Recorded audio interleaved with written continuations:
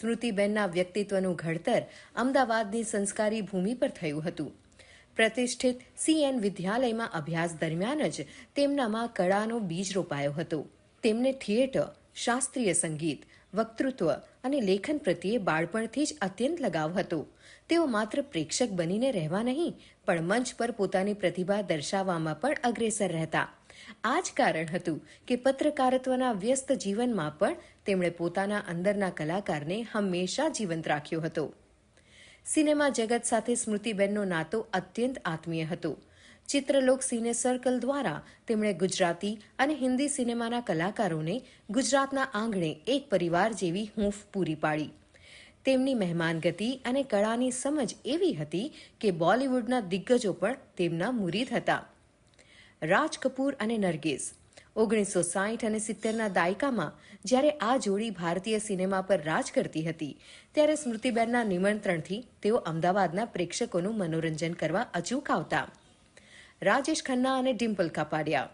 ઇતિહાસ સાક્ષી છે કે સુપરસ્ટાર રાજેશ ખન્નાએ ડિમ્પલ કાપાડિયાને લગ્ન માટેનો પ્રસ્તાવ ચિત્રલોક સિને સર્કલના એક કાર્યક્રમ બાદ અમદાવાદથી મુંબઈ પરત ફરતા રસ્તામાં જ આપ્યો હતો. વહીદા રહેમાન અને દેવાનંદ. ગરિમા અને અભિનયના પ્રતીક સમાન વહીદા રહેમાન સાથે સ્મૃતિબેનની મૈત્રી એટલી ગાઢ હતી કે વહીદાજી અવારનવાર તેમની મુલાકાતે અમદાવાદ આવતા. એ જ રીતે દેવાનંદ માટે પણ ગુજરાત સમાચાર પરિવાર એક પોતાનું ઘર બની ગયું હતું. સ્મૃતિબેન એક દીર્ઘદ્રષ્ટા હતા. 50 વર્ષ પહેલા જ્યારે અમદાવાદમાં ફેશન શો જેવો શબ્દ પણ નવો હતો, ત્યારે તેમણે શ્રી મિલન કાર્યક્રમ અંતર્ગત અમદાવાદનો પ્રથમ ફેશન શો આયોજિત કરીને યુવા પેઢીની રુચિને નવી દિશા આપી હતી. આ ઉપરાંત ગુજરાતના પ્રાણ સમાન ગરબાને તેમણે એક ભવ્ય સ્વરૂપ આપ્યું. શ્રી મિલનના ગરબા હરીફાઈના આયોજનો એટલા મોટા પાયે થતા કે લોકો એક વર્ષ અગાઉ તેની તારીખો બુક કરાવતા અને કલાકારોને જોવા માટે માનવ મહેરામણ ઉમટી પડતું.